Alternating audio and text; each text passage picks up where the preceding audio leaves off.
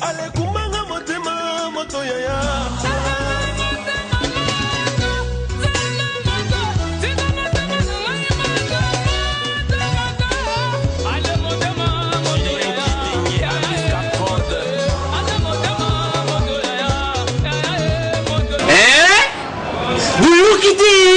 Vuguyoka kaka. Kinshasa Nabiso Kin eleki partout. KNB Kinshasa Nabiso Kin eleki partout. Kinshasa eleki partout. Mikuru neza bino pardon. Jima sala ilo karatakate. Yana benga gayo. Jima mukende. Umela. Bana Kin. Kebana jago zape so kutenango KNB Téléma. KNB Téléma Kinshasa eleki partout. Jima kendi. Umela. KNB ko zape te so kutenango tchak. Bon début de semaine na bino nyonso bandeko balandi ya magazine KNB Kinshasa na biso.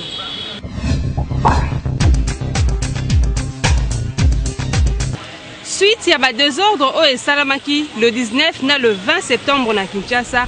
Ba siège ya ba parti politique mingi ya rassemblement ezalaki PIEP, ezalaki victime ya ba sabotage yango bakendaki ko déposer plainte na bango pa ya procureur général de la République. Yango bakinoa ba pesi ba pont de vue na bango.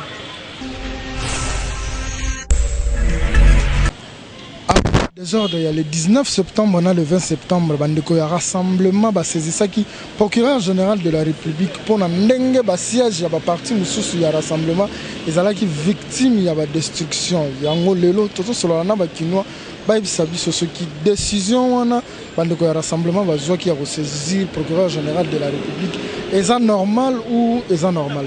Bazan a raison, va porter plainte. Mais regret nanga ezaka que justice na biso eza dépendant. Tant que justice na biso eza dépendant, solution moko kozwa manango te.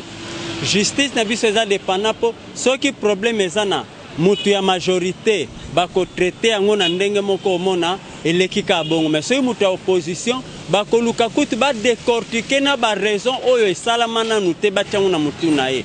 Donc nayebi ke baza na raison ko porter plainte mais na ndenge onga na ebeli justice na biso tant que ça dépendant solution moko ozwa manango te. Marche na bango ezalaki pacifique selon gouvernement provincial autorisaki bango ezalaki na précision de itinéraire précis ezalaki marche pacifique na marche pacifique ezali te ko toucher loka moto ezali ko toucher loka bote mais bango bakeki ko sala pillage bakeki tiki côté à marche bakeki sala pillage normalement mutu akoko funa bango ezali bango bako funa te gouvernement provincial nde akoki ko funa pona ba bébé civil na ye po bango ba vandi ba autoriser bango en tant que ba jouer rôle ya démocratie que bango ba passer marche pacifique eza démocratie mais atina ki bango na pillage te soki ko panza ba bureau na bango soko panza nini ezali bato oyo ya pillage na bango nde bakeki panzela bango ba bureau na bango ezali gouvernement azana droit kufuna sur gouvernement selon ngai en tout cas plainte wana est nulle. Bon pour la plainte il y a bato rassemblement ndenge ba porter ba koki ko za na raison puisque il y a eu des morts au bakufi au bakendaki ko tumba ba siège na bango na butu et loko ça na butu ezara malamu te. Alors tant au salaire na butu c'est que vous avez na besoin bo assassiner bato bo boma bato c'est tout à fait normal. Babiloko va déguer salami, c'est tout à fait normal, va porter plainte pour que non jugement et ça là vraiment juste. Justice azana pour na batu nyonso. Si réellement justice ezana mboka na biso, justice est salama. Bakino ba pesi ba point de vue na bango mutu na mutalobi oyo ye azokanisa la grande partie erotika la kaka la procureur général de la République yende mutakoye ba ko établir ba fait pour pesa. Mutu azana raison et puis a condamné oyo azana tort. Kinshasa et l'équipe partout. Facilitateur Edem Kodu a tchaki na disposition ya ba partie prenante ya dialogue projet ya accord ya dialogue na courte plénière au Salamaki vendredi dernier. Aujourd'hui passé facilitateur au dialogue Edem Kojo à Salaki rencontre moi qu'on a ba participants nyonso na dialogue na kati wana ba kabola ki draft o eza projet ya ba résolution o nyonso badialogueur il faut bazwa na kati wana balingi bayeba date ya baélection présidentielle législative pe provinciale peu le même jour kaka bayeba date ya remise et reprise entre président sortant na président entrant. C'est pourquoi tokiti na terrain to solo na bakino bayebisa biso projet wana bango bazomona ngo ndenge ni mana o moyen zate so bayeba sa élection tout wana est-ce que moyen kozala pour moi ba congolais ba discours est trop ba corps est belé ba respecter ba corps est-ce que ba respecter to lingine ba acte na terrain ba poser ba acte moko responsable ba yokani ba poser ba acte responsable mboke ke liboso pour toza bloqué mboke za bloqué suite à ba dialogue ba élection ba délai constitutionnel donc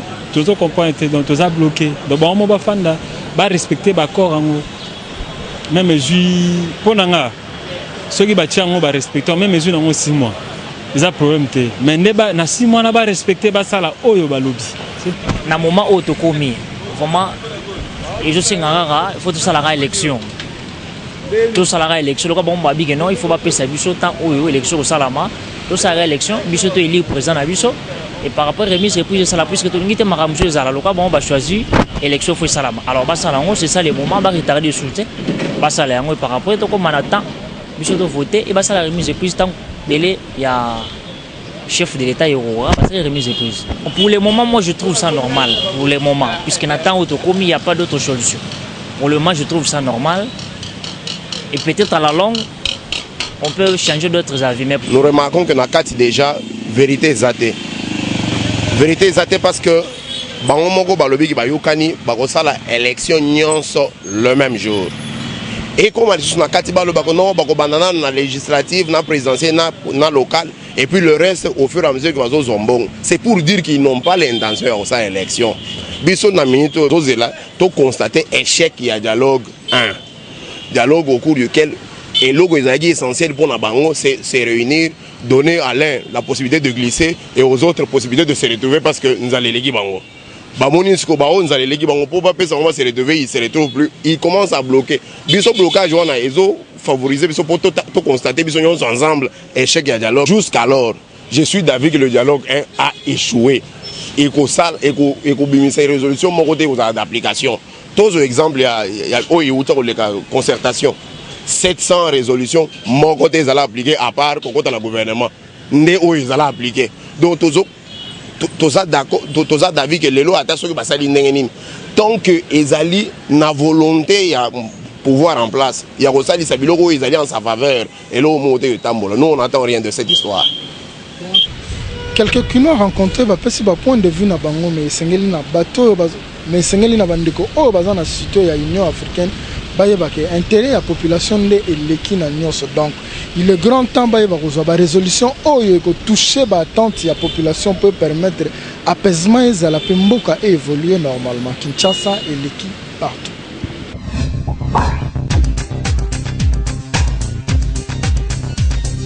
magazine na bino sololaki na bakinois bayebisa biso soki mobali mwasi na yo azali victime ya viol, est-ce que koki kozala raison mpo na yo o rejeté ye? lelo tozosolola na bana mibali bayebisa biso soki esali ke ovivaka na mwasi na yo et que mwasi na yo baviole okokontinue kovivre na ye te okorejete te nakorejete te parce que cas viol eza cas moko indépendamment de sa volonté. Alors au moins il faut garder maman dans ndako, encadrer psychologiquement que au rejeter non, moi je ne peux pas le faire. Ils ont un problème, il y a un accident écoutez na biso. Mais les bateaux basala randengo na ba bango bien que ils ont obé bisamité ma bateau.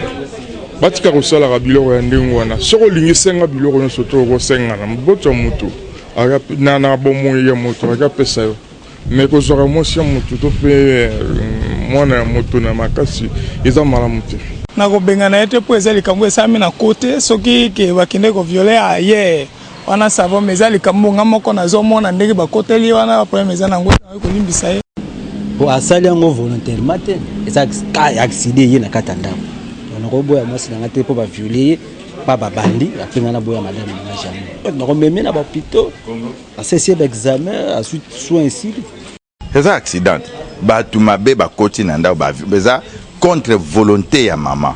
nakobenga mama soki mama asali yango na nko alingani na mobali wana nde mais wana eza accident eza neti okofana pe na mama boye bato mabe batie ye mbeli est ce que oboya mama mpo atie ye mbeli eza na sens te obengana ye te basalaka mabe okobengana mwasi na baka ndenge wana te po eza contre volonté na ye obengana ye te bolandi wana ndenge bandeko mibali bapesi ba point de vue na bango vraiment mingi balobi ki akoki jamais koboya mwasi na ye po bavioler parce que eza mwasi te mutalingaki bavioler eza likameko ya malamu kutu balobi bakoyede mwasi na basoin de santé vraiment na mibali soki esali que mwasi na bavioler o rejeter yeba kobatela ye sous passe makasi au contraire faut luka o aider aux usayer traitement pour azala malamu Kinshasa et l'équipe partout.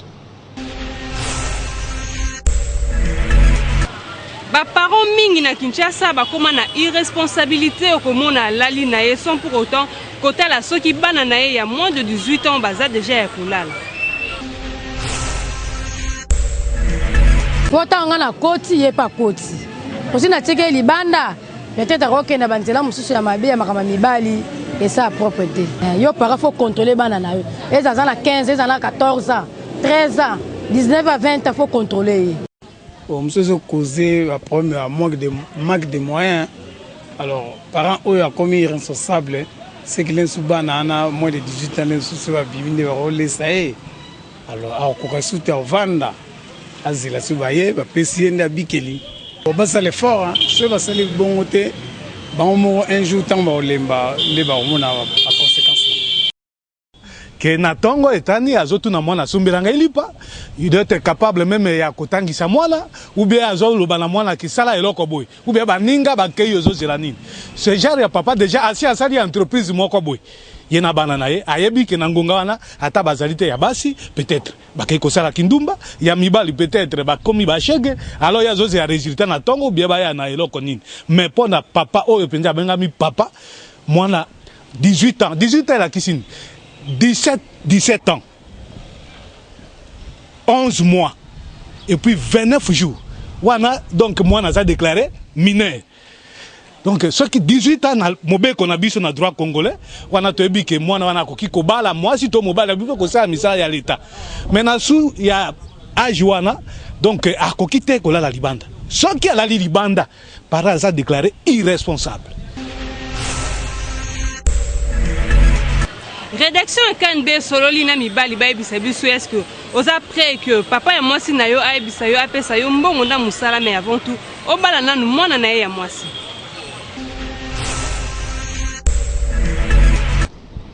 Tozo solo na bana mibali ba ebisa biso soki esali lelo ke papa moko alobi alinga sunga yo na musala toi financer yo na likamoko songolo mais à condition obala nanu mwana na ye.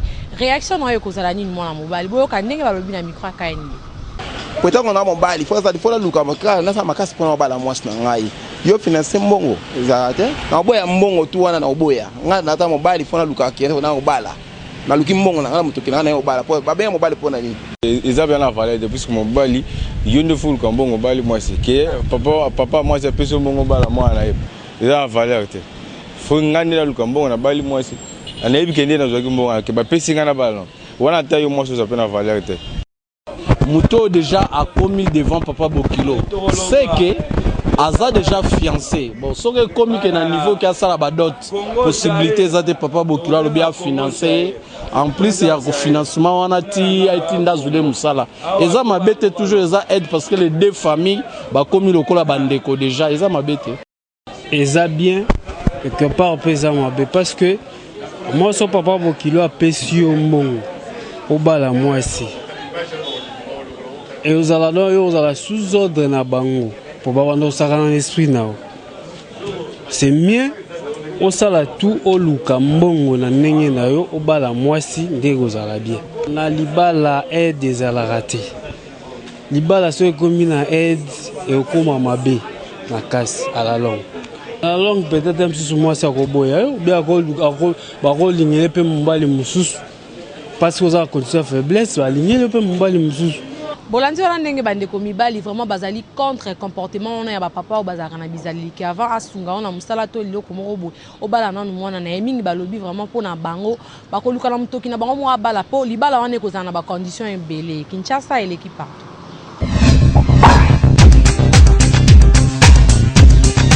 Sinda photo na yo en mode selfie kanga photo buka kingo seka moke gagner ton tinde yango na page Facebook Kinshasa na biso KNB. La photo to seka moke buka kingo écoutez en selfie écoutez la photo to seka moke écoutez en selfie écoutez la photo to seka moke écoutez en selfie écoutez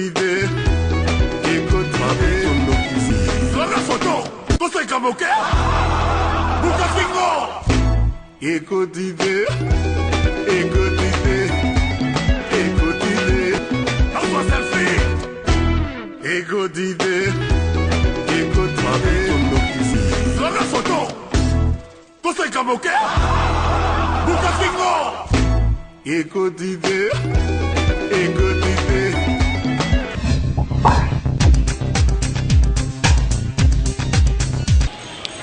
Ba chauffeur ya moto pe ba chauffeur oyo bakumbaka voiture marque IST oyo tobengaka communément ketch bazozala ba victime ya vol komona ba drogué pe ba meme esika moko isolé pe ba ibie mutuka yango bango moko ba s'exprimer na micro ya KNB.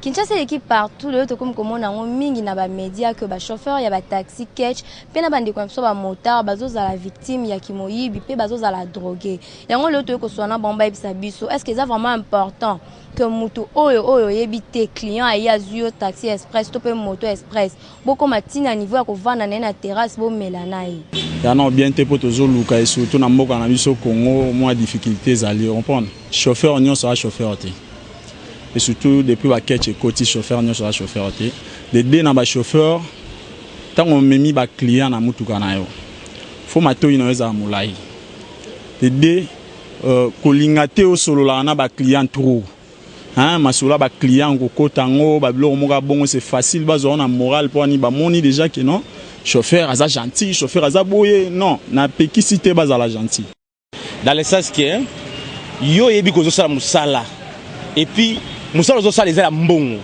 hein alors pour la secret 500 francs moto qui kotilo drogue ozo mona ngeza buzoba batika bimela bilialia soko yebi ke osali cop o yebi mosa ya cop no mbongo joa 500 francs 1000 francs sombe loko wana olia to omela po okota na poule wana ti ke mutazio express na place o meme na destination a aucune place moko à la question moi affection mo bo o masaya to vanda to mela mo elo moko amuke comme ça to continuer voyage yo na poche na yo ozangi 1000 fois to 2000 fois ya kosoma même secret même turbo na yo même masanga nyoso milaka o melango siko ka ya client na ndoko yoka guni no koyoka o yoko préféré o perdre moto na yo likolo ya eloko moko amuke soki bango bazo sala eloko wana c'est pas parce que kozanga koyeba lokoso ndemi mabango na kosala eloko wana bokena ye bokomi na terrasse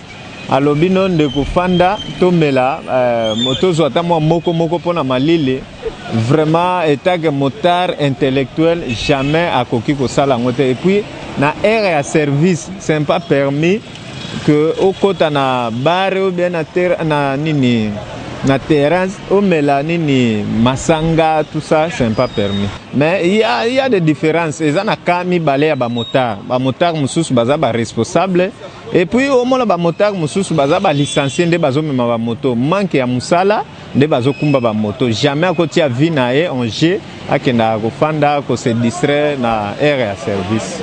boyoki wana ndenge bachauffeur ya bataxi catch mpe bandeko mosusu bamotard ndenge barépondre balobi ke misusu wana oyo bazokutana bamakambo wana eza bango moko parce que bazolinga kopesa confiance na motu oyo oyebi te okomi ntina niveau akovanda na ye na bar mais misusu mpe balobi ke eza bachauffeur oyo ya lelo bayebi mosala te mpo bango vraiment bazwaka temps mpe bazalaka baassociation na bango oyo bakebisaka bango avant baleka na nzela vraiment na bino bandeko mosusu bachauffeur bozwa mayele ntango ozokende na nzela yeba nani oyo okoki kovanda na ye ti bokoma na niveau akomela ne masanga Kinshasa et l'équipe partout.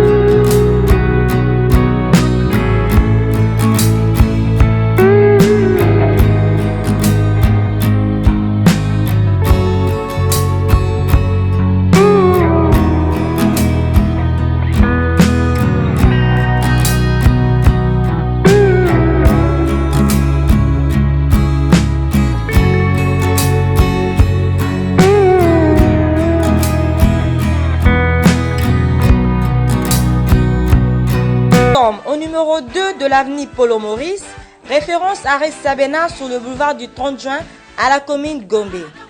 Inscrivez-vous en appelant au 099 11 99 100. À travers la flamme par la com, devenons forts.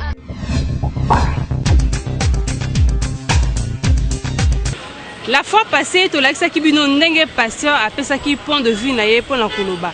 Soki mondimi ayibi eloko pe akei koseme yango na église, soki akoki kosatendre na lipamboli yango lelo, bakinoa bango moko pe bapesi ba point de vue na bango.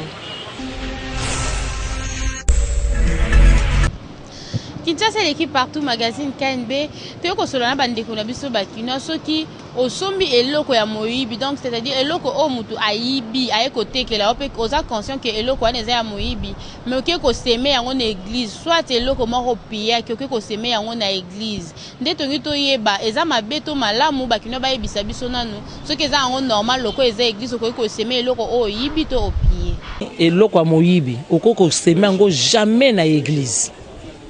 Police wa Nzambe e monaki lere bazwaki eloko wana oko memeloko moyibi na kati ya etonga te eza malédiction Nzamba na Nzambe ya kopesa ye biloko pamba pamba te ya moyibi te so za mposa o semaine na église ok ozwi mbongo no ke na maison osombe Nzambe eloko ya sika ya bien ok oseme po Nzambe pe apambola mais soki ok koseme eloko mo eza ya moyibi mutaki ayibi po ya kopesa po yo sombi po kepesa na église wana ozokende koseme malédiction na omoko wana eza péché munene ça c'est du vol même selon la loi ce qui est eloko bakie kopi yango bayelio après que ozwi ke o eza neti ke bayelio eloko par exemple que 10 olobi ke non faut comme un dixième il faut na longola et na longola 5 na kendo cha na église ça c'est une péché Attends, ni le quoi vraiment ensemble qu'on aura en côté.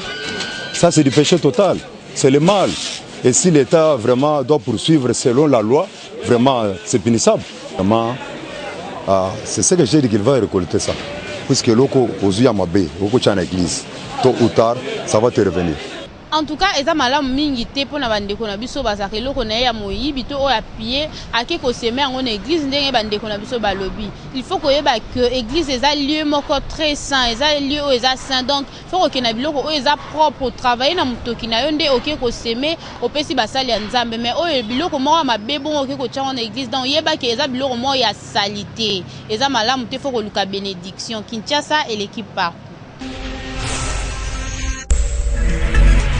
Moutorobo yango azate KNB innovation sur innovation bozwa l'actualité aux aliko dominer na Facebook.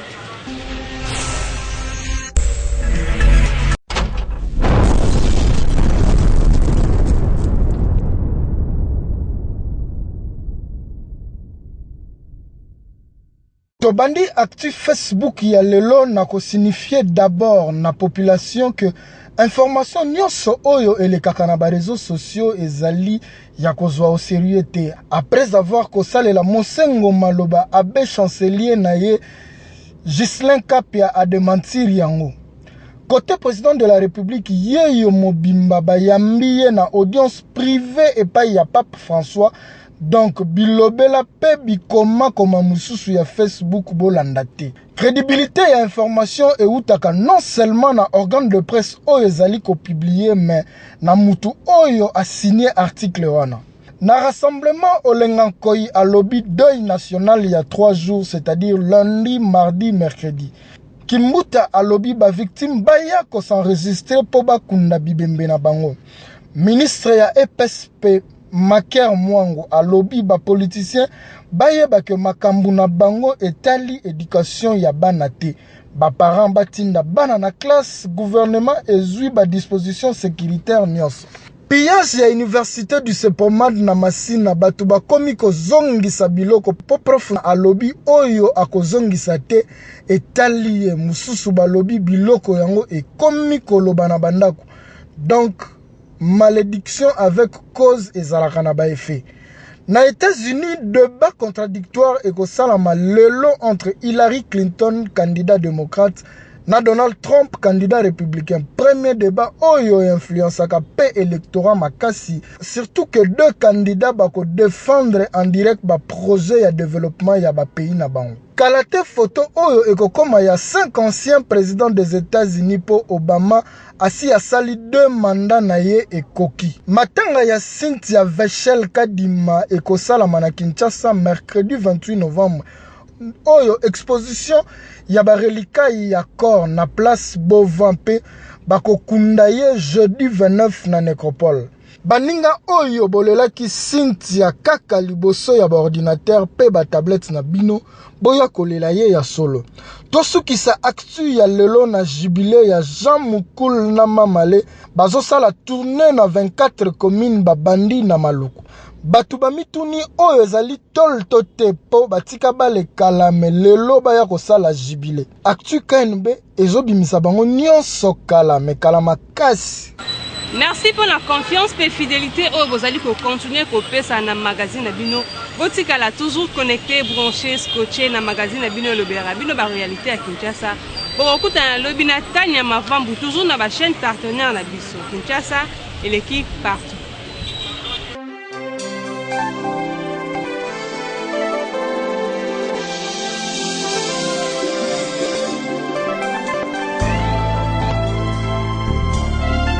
À travers la flamme par la com, devenons forts.